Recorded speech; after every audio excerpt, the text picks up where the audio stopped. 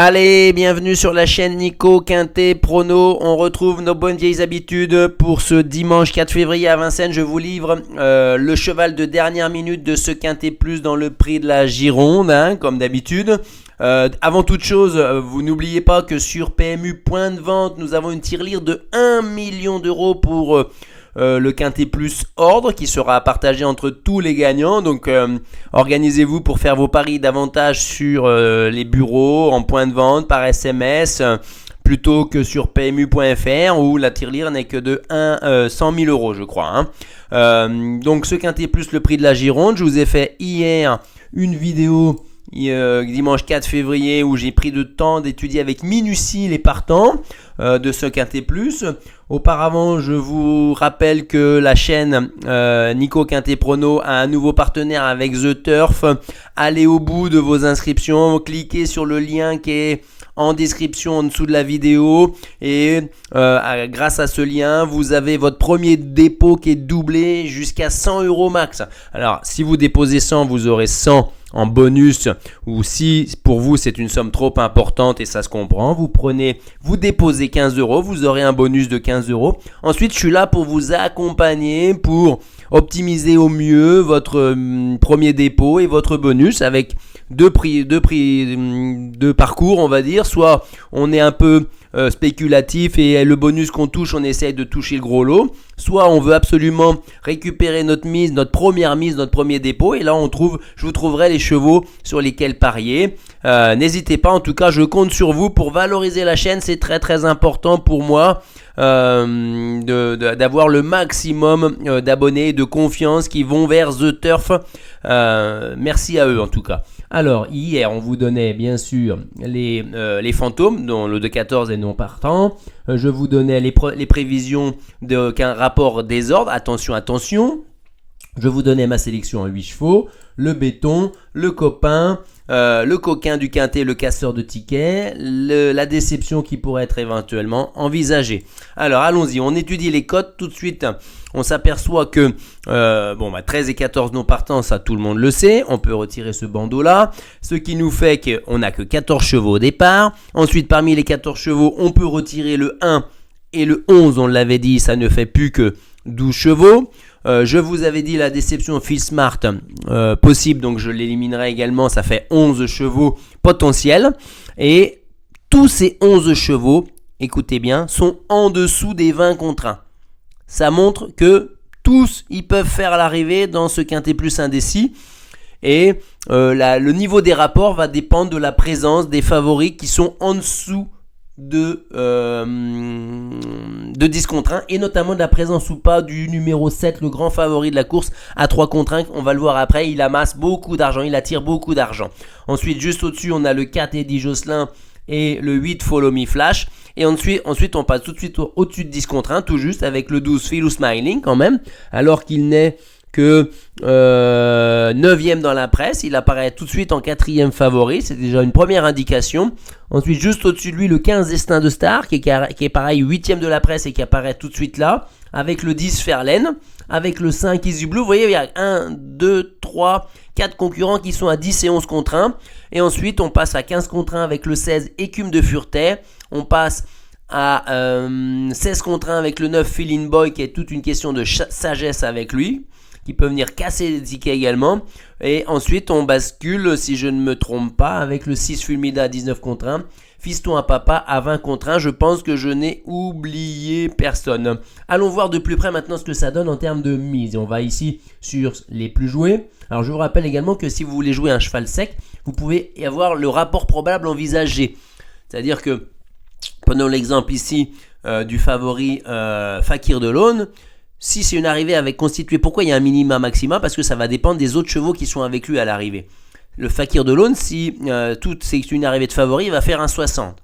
Si c'est des outsiders à côté de lui, ça va faire un 90. Et inversement, le 4 Eddie Josselin, il fera 2,20 si le 7 Fakir de l'Aune est à l'arrivée. Par contre, si Fakir de l'Aune n'est pas à l'arrivée, toutes les mises qui ont été posées sur Fakir de l'Aune vont être reparties sur les 3 autres arrivées. Donc ça veut dire qu'il peut faire 3,10 à la place. Je parle à la place.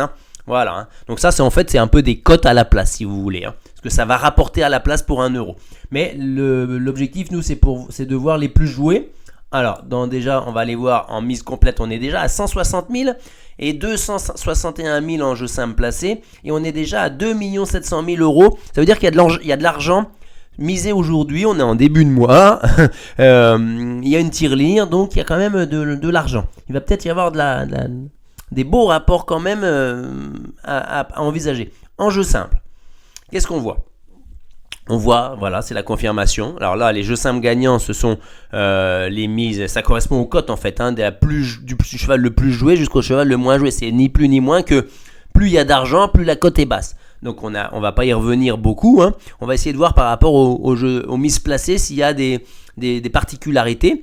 On s'aperçoit quand même que, comment dire, le grand favori avec Eric Raffin, Fakir de l'Aulne, il attire beaucoup d'argent, hein. Sa présence ou non à l'arrivée va déterminer un niveau de rapport, hein, pour moi, hein. Si le 7 Fakir de l'Aulne fait une faute, et c'est possible, hein, quand même, hein, ça y est arrivé, sa musique 1, 3, 4 distancés, 8, 2, 5 distancés, sur ces 8 courses il y a 2 distancements. Donc attention, c'est peut-être pas une base hyper convaincante et solide, hein, pour ceux qui adorent les champs réduits. C'est vrai que ça coûte moins cher, mais bon, il faudra pas venir pleurer si Fakir de l'Aulne n'est pas à l'arrivée. Je vous ai dit que c'est pas un coup sûr, hein. Il n'y a jamais de coup sûr en course, on le sait déjà, mais il attire tout l'argent. S'il n'est pas là tout de suite les rapports ils font x3, x4, x5, hein, ordre et désordre, hein.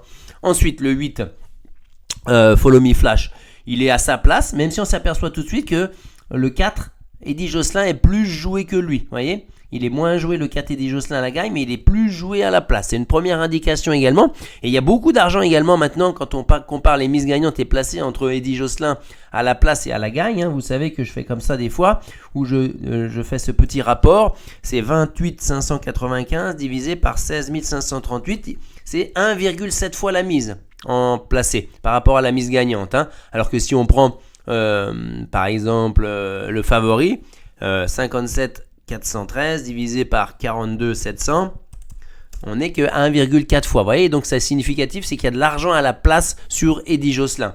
Ensuite, on a le 12, Philou Smiling, qui est assez joué par rapport à son rang dans la synthèse de la presse, hein. Deuxième indication. Ensuite, on a le 5, Easy Blue. Il n'y a pas trop d'argent à la place, on va dire, parce qu'on le sait que lui est encore plus susceptible, puisque regardez sa musique, 11e, 2e, distancé, 10e, 4e. Vous voyez, il y a un peu d'incertitude sur sa fiabilité, on va dire, sur Easy Blue, hein. Je l'ai mis en tête, moi, premier ou nulle part, dans cette idée-là, un peu. Parce que le 15, par exemple, Destin de Star, il est plus joué que lui, alors qu'il est moins joué à la gagne. Et Destin de Star aussi, on a une touche également, puisqu'on est à 21 172 divisé par 11 803. On est à 1,80 pratiquement, hein. Donc voilà, on va s'arrêter là dans les analyses des mises d'enjeu. Les indications, grosse masse d'enjeu sur le 7 Fakir de l'Aulne. Une touche en jeu simple placée sur Eddie Josselin. Pas d'emballement sur le 5 Easy Blue. C'est un problème de fiabilité. Et également une touche sur le 15 Destin de Star avec la drift au dire de Franck Nivard. Mais l'incertitude par rapport au fait que le cheval soit pas forcément prêt. Sa musique incite à la méfiance quand même, puisqu'il n'a pas couru en 2023, mais en 2024, mais en 2023 c'était 3e distancié, 3e, 1er, 3e, voilà, alors qu'auparavant 13e, 9e, 12e. Donc malgré tout, le plus gros enseignement pour moi c'est le 4. Eddie Josselin. Ça sera mon cheval de dernière minute.